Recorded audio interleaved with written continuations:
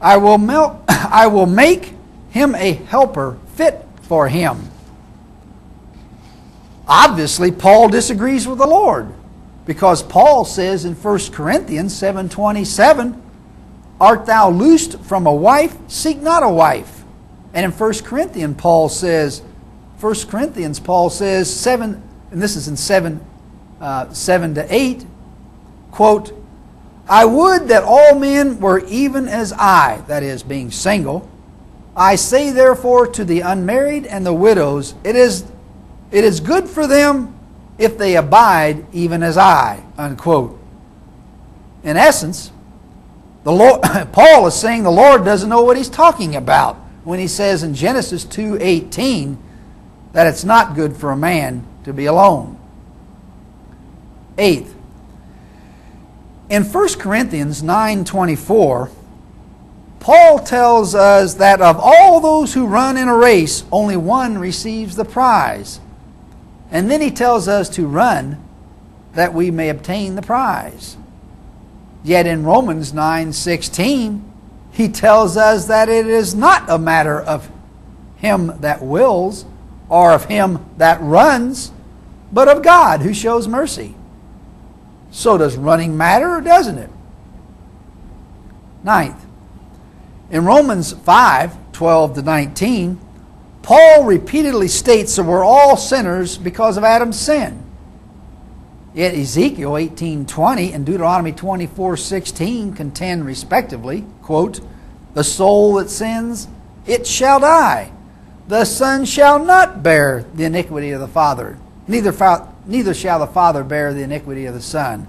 And the fathers shall not be put to death for the children, neither shall the children be put to death for the fathers. Every man shall be put to death for his own sin, unquote. If we're all sinners because of Adam, then obviously the son shall bear the iniquity of the father. 10th, we are told by Paul in Romans 13:9, thou shalt not covet. But in 1 Corinthians 12:31, he tells us to covet earnestly the best gifts. So are we to covet, aren't we? 11th, in 1 Corinthians 7:23, Paul tells us not to become slaves of men. But in Colossians 3:22, he orders slaves to obey their earthly masters in everything. So are we to accept slavery, or aren't we? 12th, in Galatians 6:2, Paul says we are to bear one another's burdens and so fulfill the law of Christ. But 3 verses later, he says that each man is to bear his own load. So who carries our load? We or they? 13th, Ecclesiastes 1:4 says, one generation passes away and another generation cometh, but the earth abides forever. But in Hebrews 1:10 to 11, Paul says, quote, Thou Lord didst found the earth in the beginning, and the heavens are the work of thy hands. They, that is the earth and the heavens, will perish, but thou remainest, unquote. How can the earth perish, as Paul says will happen, when the Old Testament contends it will abide forever?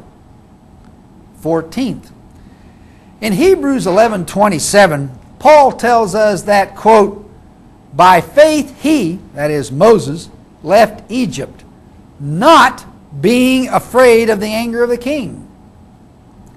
If that's true, then how does he explain Exodus 2:14 to 15, which says, quote, he, that is a Hebrew, said to Moses, who made you a prince and a judge over us?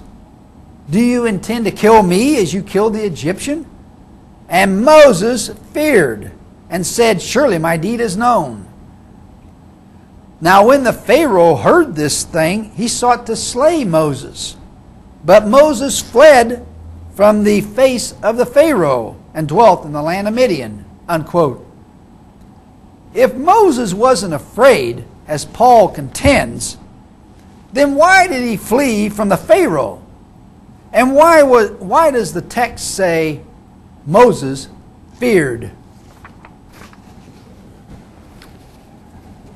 15th. In 1 Corinthians 15:50, Paul assures us, quote, that flesh and blood cannot inherit the kingdom of God, neither doth corruption inherit incorruption.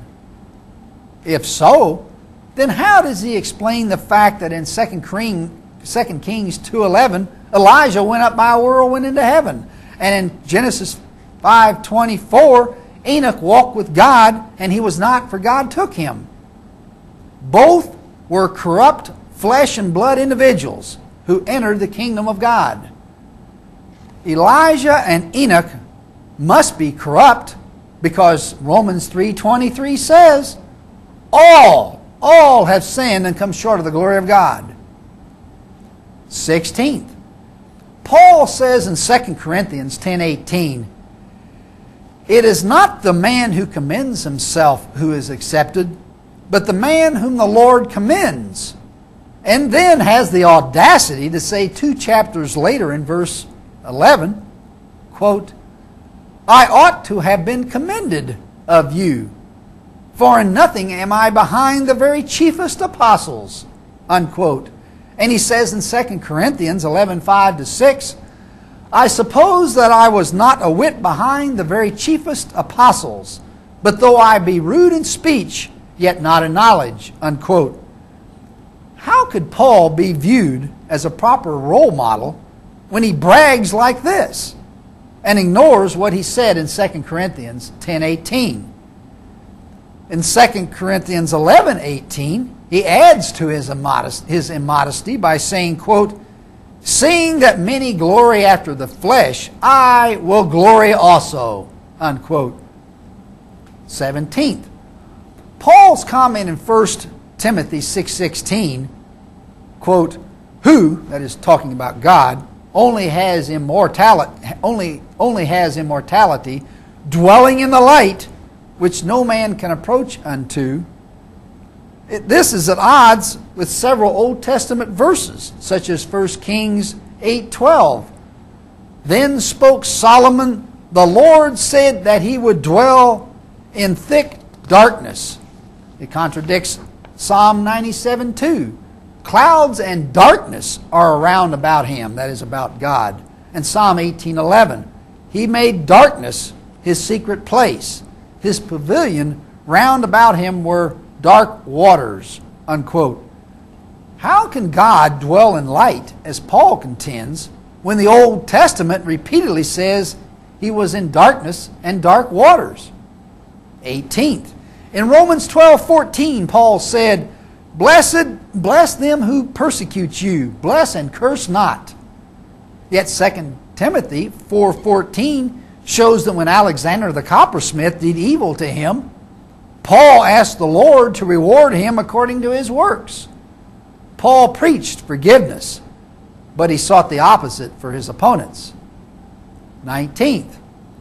While denouncing himself, Paul said in 1 Corinthians 15:9, I am the least of the apostles, unfit to be called an apostle, because I persecuted the church of God.